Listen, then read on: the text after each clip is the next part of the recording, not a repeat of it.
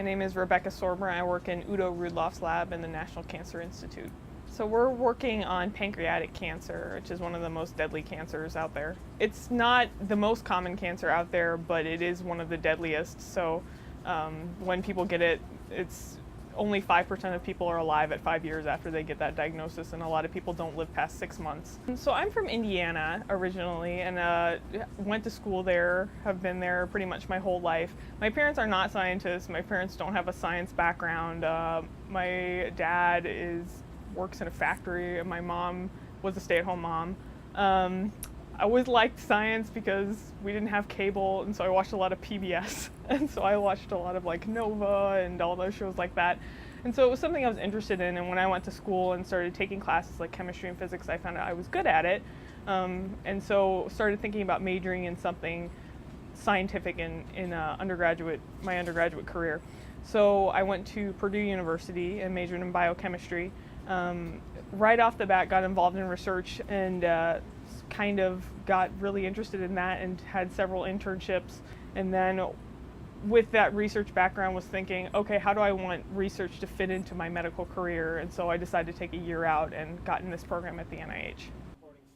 Okay. It's definitely a collaborative process. I just came over here from another building where I was doing some microscope work with we call it the confocal core. It's just a fancy word for a microscope that can see pretty colors. We have collaborators in Alabama. We have a student that just came to our lab from Alabama. We also have collaborators on the West Coast in California who actually developed the peptide. So there's a lot of interplay between government-funded research and then the private sector, and just it's impossible to do research alone these days. So yeah, it's a collaborative effort. Checking the concentration of protein, and we use a standard. So it's great because you can start so small. You can just start with something a really small project that can be a part of a bigger effort. Like we're all working on making this peptide and this drug into something that will hopefully help people with pancreatic cancer, but we all play a very small part in it. And somebody who's, say, 14 years old could come in and be a part of that. And it's being part of something bigger and really getting your hands dirty. You're using your hands, but you're using your brain too.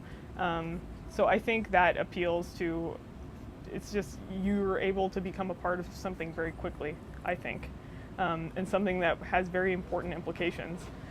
But this is satisfying on a different level, so it's kind of a delayed gratification, whereas you go into the clinic, you talk to somebody, change around their meds, help them right away, and you feel, oh, I did something good today. You don't always get that feeling in the lab, but it's kind of a delayed gratification and moving towards something bigger. But research is really the only way that you can help a massive ton of people instead of just one person at a time.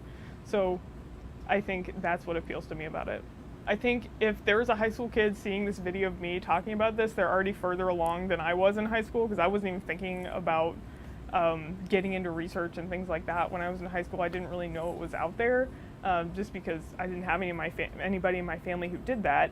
So just reach out to people. Everybody in the research community, and for the most part in the medical community, they're really excited if somebody who is young and in the high school age is interested in getting into their field. So I think just reach out and always stay curious and keep learning.